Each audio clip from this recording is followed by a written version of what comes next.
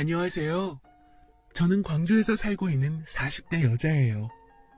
저희 시댁이 워낙 오합지졸이었는데 친구들한테 입 아프게 말하는 것도 질려서 이제는 다른 분들께 이야기를 해보고 싶어요. 우선 저희 남편은 자영업을 하고 있었어요. 일식을 전공으로 해서 대학교 졸업 이후부터 계속 주방 일을 했고 제법 단골 손님도 많은 초밥 가게를 운영했었죠. 저도 그런 남편의 가게에 단골 손님이었고 혼자서 밥을 먹으러 자주 가다 보니 남편과 친분이 쌓이게 되었죠. 남편이 가게를 혼자서 운영하다 보니 더 그랬던 것 같아요. 30 초반에 만나서 둘 다 30 중반이 되었을 때 결혼을 하게 되었어요.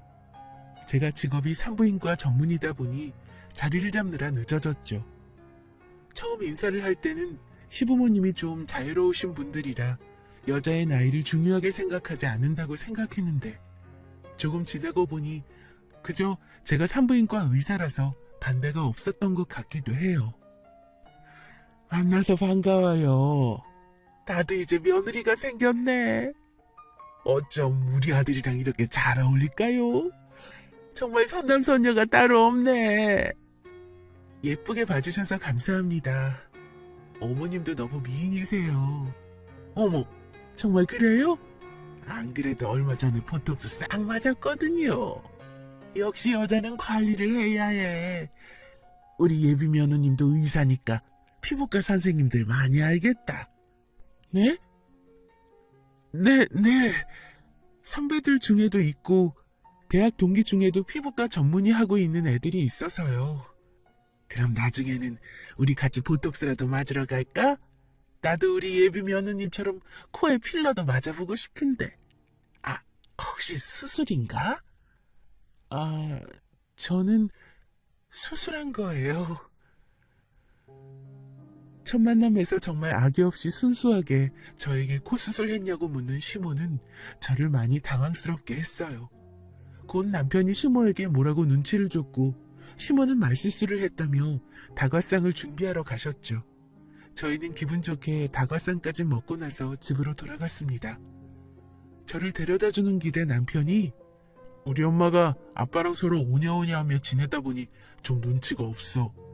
그냥 그러려니 생각해. 라고 이야기를 하더라고요.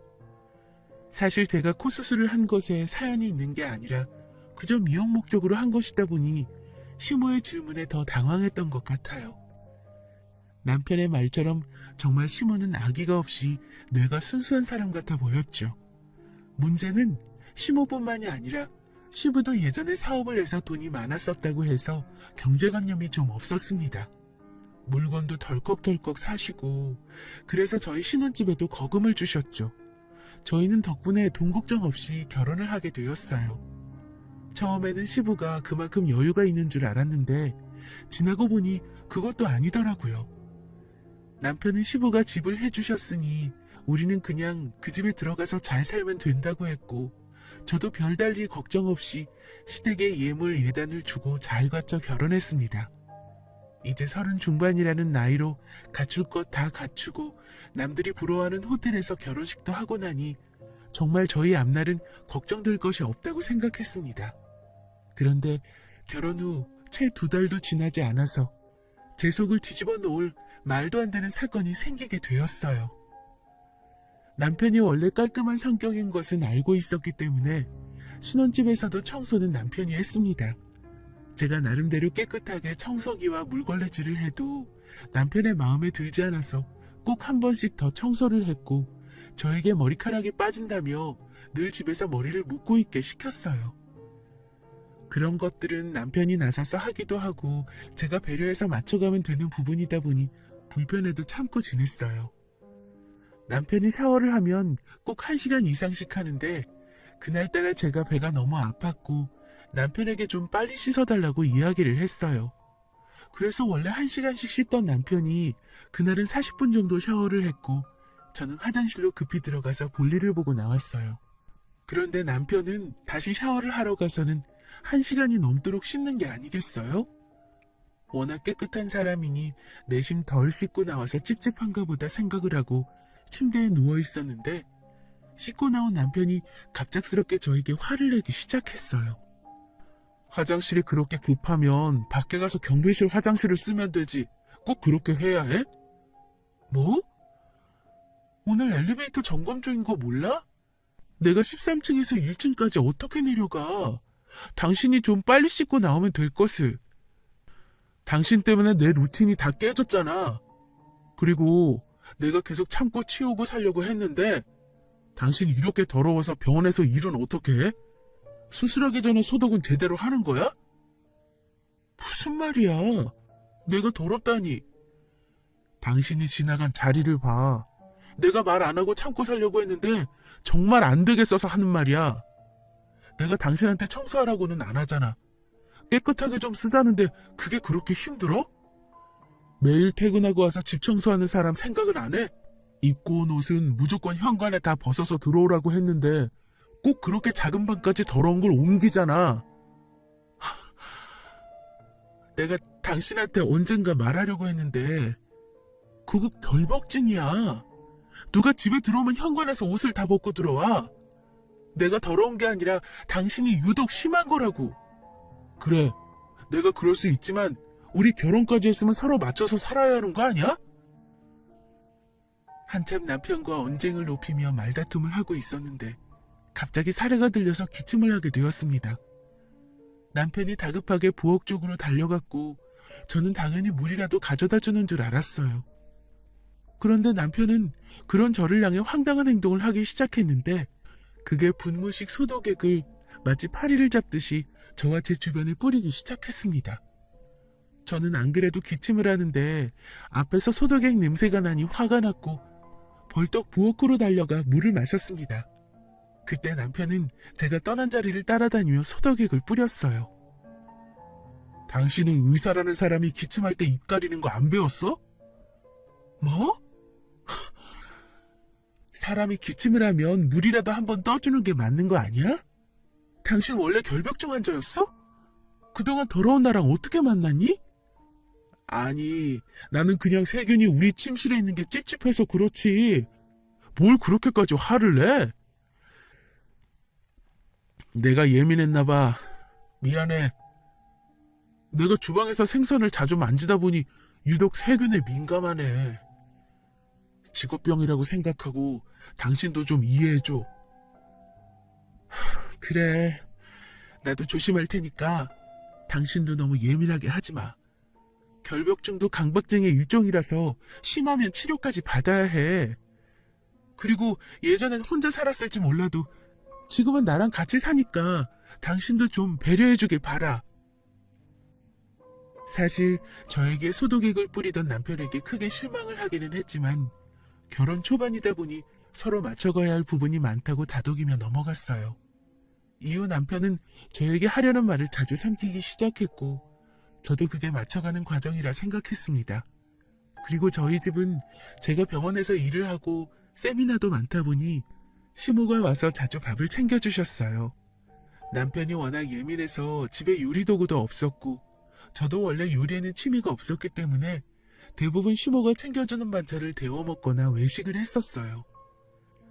누가 해달라고 한 건 아니지만 시모는 며느리 바쁘고 아들은 매일 주방에서 일을 하니까 나라도 챙겨줘야지 라고 이야기를 했었고 저도 그런 시모가 감사해서 용돈을 자주 챙겨드렸습니다. 주말이면 시부모를 데리고 가서 식사도 자주 대접을 했고요. 물론 워낙 깔끔 떠는 남편은 식당에 가서도 꼭 끓는 물을 달라고 해서 수저를 소독해서 먹지만 시댁 식구들은 그런 모습을 자주 봤는지 신경 쓰지 않더군요. 여보, 우리 애들이랑 이렇게 나오니까 좋은데 온 김에 백화점 들러서 애들 옷이나 좀 사줄까? 그럴까? 그래. 우리 며느리랑 아들 옷 좀 사주자. 너무 좋다. 우리 오랜만에 백화점 가는 것 같은데? 요즘 너무 아울렛만 다녔지? 하하하. 보자, 내가 오늘 무슨 카드를 갖고 왔더라.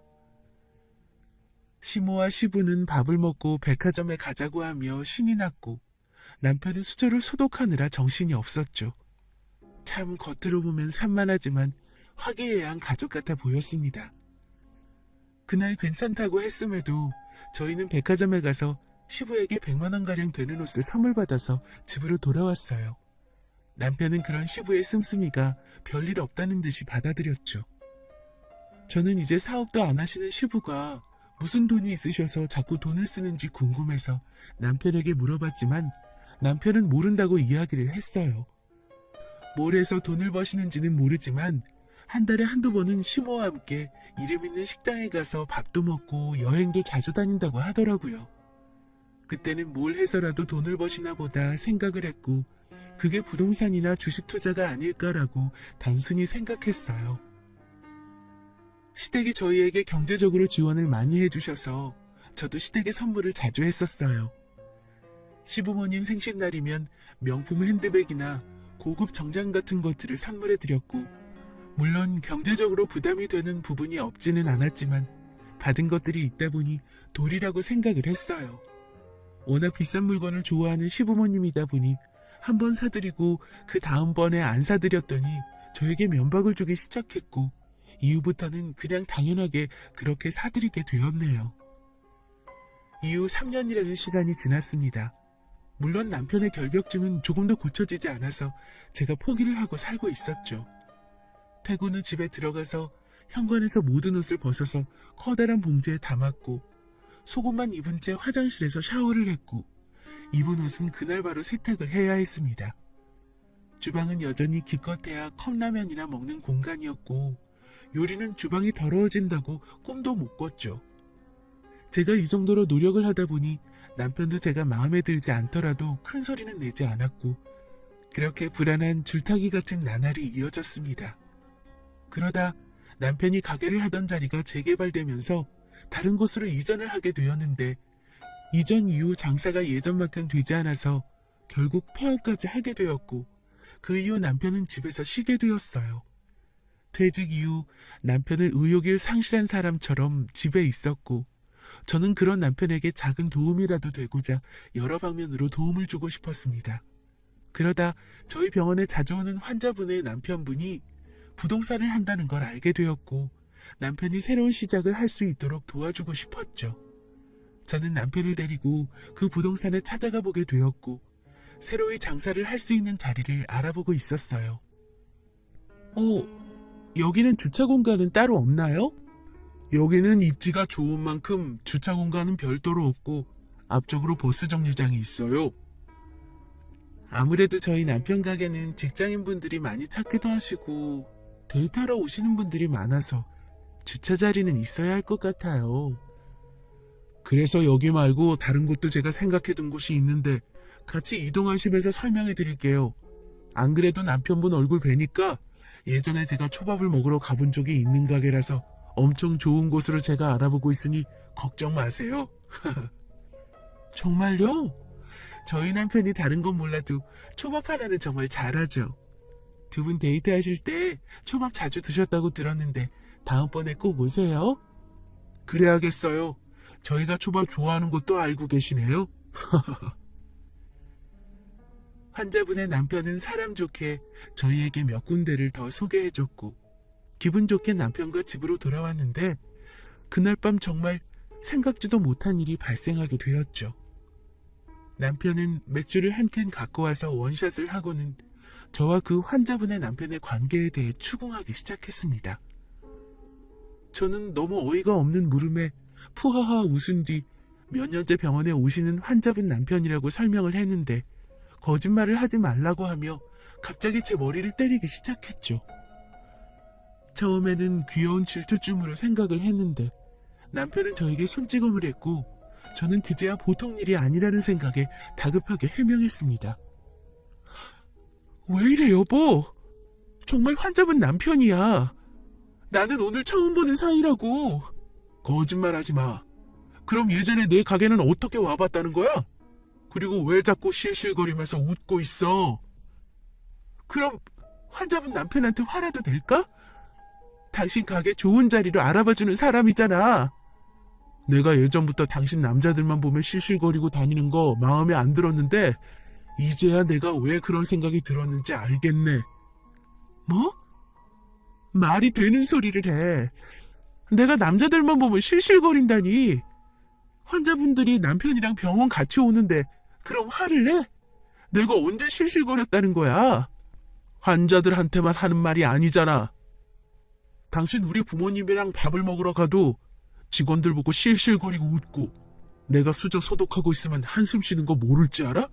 남자가 그렇게 좋아? 당신 요즘 세미나도 많던데 정말 바람이라도 피우고 있는 거 아니야? 말도 안 되죠. 말도 안 되는 소리지만 남편의 폭력 앞에서 저는 미안하다며 그 상황을 모면하려 빌고 있었습니다. 남편은 가게를 폐업하고 난 이후 7개월 정도 집에서 쉬기만 했는데 의심이 많이 늘었고 의처증까지 생겨서 저를 못살게 괴롭혔거든요. 결국 환자분의 남편과 제 관계를 의심해서 그 부동산도 믿을 수 없다고 했죠. 남편은 본인이 다시 일을 시작하면 제가 다른 남자를 만날 것 같다고 하며 일도 구하지 않은 채 저의 출퇴근을 차로 시켜주면서 저에게 집착을 했습니다. 그런 남편의 모습이 힘이 들어서 시댁에 이야기를 해보기도 했어요. 어찌되었든 시부모님만큼 남편을 잘 아는 사람은 없다고 생각을 했으니까요. 어머님, 남편이 요즘 저를 따라다니고 일도 할 생각을 안 해요. 걔가? 걔가 왜 그런다니? 어머, 얘가 너무 좋아서 그런 거 아니야? 그런 게 아니라 제가 다른 남자라도 있는 것 같다고 의심하면서 쫓아다니고 제가 자고 있으면 휴대폰도 매일같이 훔쳐봐요. 그럼 얘가 그럴 만한 행동을 하고 다닌 건 아니고? 걔가 그럴 애가 아닌데 너한테만 왜 그런데? 너 혹시 내 아들 지금 일 안 한다고 무시하고 그런 거 아니지? 제가 그럴 리 없잖아요. 어머님도 제가 남편한테 얼마나 살뜰히하고 결벽증 있는 것도 양보해서 살고 있는 것 아시잖아요. 결벽증? 양보? 부부면 당연히 이해하고 사는 거지 무슨 말을 그렇게 하니? 아무튼 내 아들은 그럴 사람 아니니까 얘가 결백하다면 전혀 문제가 될 것 없어 보이는구나. 시댁은 철저하게 남편의 편이었고 제가 고민 상담을 한 순간부터 마치 제가 남자라도 숨겨둔 사람처럼 시댁 식구들도 남편의 편을 들기 시작했어요.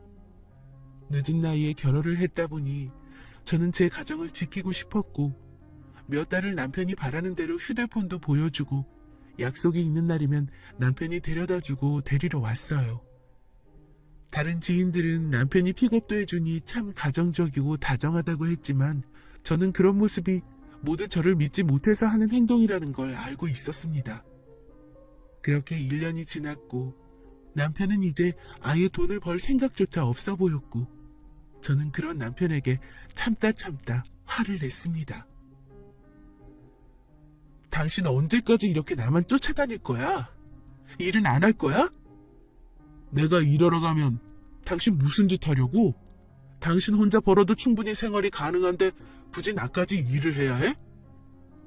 그러면서 돈은 왜 이렇게 쓰는 건데? 그냥 일하기 싫어서 그런 거 아니고? 당신이 최근 몇 달 동안 쓴 카드값만 1,000만 원이 넘어. 우리가 무슨 재벌이야? 이렇게 쓰면 우리 돈은 못 모은다고. 이 집 우리 아버지가 해준 건데 그 돈이 아까워? 내 카드값 내주는 거 생색내는 건 좀 아니지 않아? 이런 걸로 대화 주제 바꾸려 하지 마. 그렇게 못 믿으면서 왜 같이 사는 건데? 저는 너무 화가 나서 옆에 있던 남편의 가방을 집어던졌고 그 안에서는 보고도 믿기 힘든 소름 끼치는 물건들이 후두둑 하고 떨어졌고 남편은 다급하게 그 물건들을 주우려 했습니다. 그 안에서 나온 건 제 차의 블랙박스 카드와 제가 자주 가는 카페 남자 직원과 대화를 하는 모습, 그리고 밥을 시켜 먹고 배달 기사님께 카드를 내미는 모습, 병원 남자 직원과 커피를 먹는 모습들이 있었죠. 너무 소름이 돋아서 그 사진들을 빠르게 주웠고 남편은 마치 걸리면 안 될 걸 걸렸다는 듯이 뒷머리를 극적였죠. 이게 뭐야? 당신 그동안 나 쫓아다녔어? 아니, 이날은 당신 시부모님 모시고 부산에 다녀온 날이잖아. 당신 신부림 센터 같은 거 고용했어? 나 미행하려고? 그게 아니라, 그래. 우리 엄마도 당신이 이상하다고 해서 아예 하루 외박하고 당신 지켜본 거야. 그래서 별일 없으면 된 거잖아. 당신이 떳떳하면 이런 일이 있어도 당신 전혀 상관없잖아. 저는 그 말을 듣고 더는 참을 수 없어서 남편의 뺨을 있는 힘껏 때렸고, 무슨 사진이 있을 줄 모르는 남편의 휴대폰을 변기통에 집어던져 버렸죠.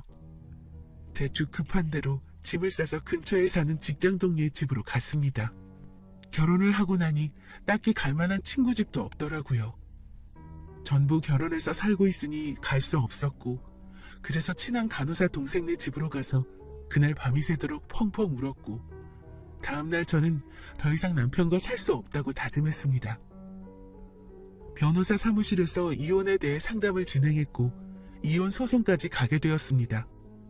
다행히도 남편이 그동안 제 뒤에서 몰래 찍은 사진들을 챙겨 나왔기 때문에 갖고 있었고, 남편과의 카톡 내용에도 남편의 결벽증이 극에 달해서 사진들을 보내고 먼지를 치우라는 둥, 집에서 음식을 하지 말라는 둥 하는 말도 안 되는 내용들이 많아서 낼 수 있는 모든 걸 변호사님께 제출했죠. 제가 외박을 해버리니 남편은 거의 반쯤 미친 사람처럼 공중전화에서 저에게 전화를 했고, 친한 동생네 집에서 한동안 있겠다고 했더니 욕을 하며 역시 남자가 있었냐며 믿을 수 없는 태도를 보였습니다. 그때 아무것도 모르는 시몬은 저에게 전화가 와서 차를 사달라고 하는데, 그때 시댁을 발칵 뒤집어 버릴 아주 좋은 생각이 들었고 곧 행동으로 옮겼습니다. 다음날 저는 바로 시모를 만났고 여느 때와 똑같이 밝게 웃으며 갔어요. 어머님, 잘 지내셨죠? 어제 전화하신 것 때문에요. 그래. 나 장롱면허 좀 벗어나 보려 하는데 이번에 사온 신형 그랜저가 너무 예쁘던데 그거 하나 사주라. 그렇죠? 운전하시려면 차가 있어야죠. 말 나온 김에 오늘 보러 갈까요? 안 그래도 얼마나 어머님이 갖고 싶으면 저한테 전화를 하셨을까 생각했거든요. 미리 알아봤던 곳이 있어요. 역시 우리 의사 며느리가 최고다. 그럼요. 어제 말씀하신 대로 차 색상은 흰색이면 되는 거죠? 그래. 빨리 보러 가자. 저는 시모를 데리고 중고차 상사에 갔고 곧 신형 그랜저 흰색 차량을 찾을 수 있었습니다. 차값은 보지도 않고 시모는 바로 운전석에 앉아보고는 저에게 이 차가 마음에 든다며 손짓을 하더라고요. 그 모습이 너무 웃겨서 실소가 나올 뻔했지만 참고는 시모에게 서류봉투와 한 장의 카드를 쥐어줬어요. 어머님 차니까 그래도 어머님이 긁어보는 게 더 의미 있지 않겠어요? 제가 그동안 너무 어머님께 감사한 마음을 못 전한 것 같아요. 이제 이 카드 편히 쓰시면서 지내세요. 저한테 안 돌려주셔도 돼요. 시모는 카드를 받자마자 그 직원에게 가서 신나게 3,800만 원이나 되는 걸 긁어버렸습니다. 그리고 가족관계 서류와 남편의 신분증이 든 봉투를 직원에게 건네주고는 직원이 하는 말은 듣지도 않고 내내거리며 차를 구경했죠. 그리고는 곧장 드라이브 겸 백화점에 가야겠다며 가버렸어요. 그제서야 저는 배를 잡고 웃고 집으로 돌아왔습니다. 그리고 시모와 남편이 저에게 전화가 미친 듯이 오기 시작한 건 그 이후 일주일이나 지나서였습니다. 아마 연휴가 있어서 휴대폰을 바로 고칠 수 없었기 때문에 카드를 긁고 난 이후로도 문자를 확인할 수 없었던 것 같습니다. 휴대폰을 수리하고 문자를 확인하니 말도 안 되는 금액의 카드가 긁혀 있으니 놀라서 전화가 온 것이겠죠. 여보세요? 야, 이게 무슨 일이야? 이건 내 아들 카드니? 이제 하셨어요? 왜요? 제가 정말로 그 차를 사주는 줄 아셨어요? 결벽증에 의처증까지 있는 아버님 아들이랑 저 이혼 소송 중이에요. 어머님이 직접 가족관계 증명서랑 남편 신분증까지 중고차 상사에 주고 카드도 직접 긁고 서명까지 하셨잖아요? 그러길래 왜 꼼꼼히 확인도 안 하고 돈을 쓰셨어요? 설마 카드도 일시불로 긁으신 건 아니시죠? 다음 달에 일도 안 하는 어머님 아들이 카드값 갚으려면 애 좀 먹겠네요? 뭐? 이혼이라니? 그게 무슨 말이냐? 그리고 분명히 카드에 정민이라고 적혀 있었는데, 아니 너는 의사라서 돈도 많이 벌면서 시험이 차 한 대를 못 사줘? 어머님, 그거 정민이가 아니라 경민이라고 적혀 있는 거고 윤경민 씨 본인 카드예요. 주제도 모르고 돈을 얼마나 써대는지 카드 몇 개 뺏은 걸 이렇게 쓰게 될 줄은 몰랐네요. 그리고 돈 잘 버는 의사만 뭐예요? 남편이랑 시댁이 돈을 작작 써야 모이죠. 결혼하고 마이너스 안 찍은 게 다행일 정도예요. 저는 그렇게 말하고 전화를 끊어버렸습니다. 시모가 카드를 착각할 만했던 이유가 제 이름은 정민이고 남편의 이름은 경민이에요.